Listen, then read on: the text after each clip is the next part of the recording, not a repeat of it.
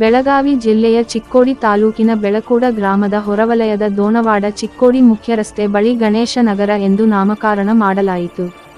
ಅರಭಾವಿ, ಮಠಪತಿ, ಕೋಟಗಿ, ಫರಾಳೆ ಸೇರಿದಂತೆ ಅನೇಕ ಕುಟುಂಬಗಳು ಇಲ್ಲಿ ವಾಸ ಮಾಡುತ್ತಿದ್ದು, ಯಾವುದೇ ನಾಮಫಲಕಗಳಿಲ್ಲದೆ ಎಲ್ಲರಿಗೂ ತೊಂದರೆಯುಂಟಾಗುತ್ತಿತ್ತು.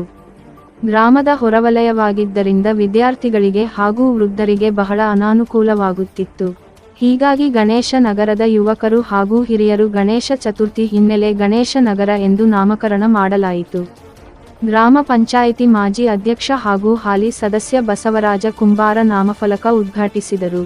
ಈ ಸಂದರ್ಭದಲ್ಲಿ ಗ್ರಾಮದ ಹಿರಿಯರಾದ ಚಂದ್ರಶೇಖರ ಅರಭಾವಿ, ನಟರಾಜ ಹಿರೇಮಠ, ದೇವರಾಜ ಪಾಶ್ಚಾಪುರೆ, ಮಲ್ಲಪ್ಪ ಅರಭಾವಿ, ಕುಮಾರ ಕರನಿಂಗ, ಸಂಭಾಜಿ ಚವ್ಹಾಣ, ಮಲ್ಲಯ್ಯ ಮಠಪತಿ ಹಾಗೂ ಗಣೇಶ ನಗರದ ಸಮಸ್ತ ಕುಟುಂಬಸ್ಥರು ಪಾಲ್ಗೊಂಡಿದ್ದರು. ಗಣೇಶ ನಿಮಿತ್ತವಾಗಿ ಗಣೇಶ್ ನಗರ ಅಂತಕ್ಕಂಥದ ನಾಮಕರಣ ಮಾಡಲಿಕ್ಕೆ ಆಗಮಿಸಿರ್ತಕ್ಕಂಥ ಮಾಜಿ ಗ್ರಾಮ ಪಂಚಾಯಿತಿ ಅಧ್ಯಕ್ಷರು, ಈಗಿನ ಪಂಚಾಯಿತಿಯ ಸದಸ್ಯರು, ಯಾವತ್ತೂ ಮಹಾದಾನಿಗಳಾಗಿರ್ತಕ್ಕಂಥ ಬಸವಾನಿ ಕುಂಬಾರ್ ಸರ್ ಅವರೇ, ನಟರಾಜ್ ಹಿರೇಮಠ್ ಸರ್ ಅವರೇ, ಗ್ರಾಮ ಪಂಚಾಯಿತಿಯ ಸದಸ್ಯರಾಗಿರ್ತಕ್ಕಂಥ ದೇವರಾಜ್ ಪಾಶಾಪುರಿ ಅವರೇ, ಮಲ್ಲಪ್ಪ ಅರಭಾವಿ ಅವರೇ ಮತ್ತು ಗುರುಗಳಾಗಿರ್ತಕ್ಕಂಥ ಮಲ್ಲಯ್ಯ ಸ್ವಾಮಿಗಳವರೇ,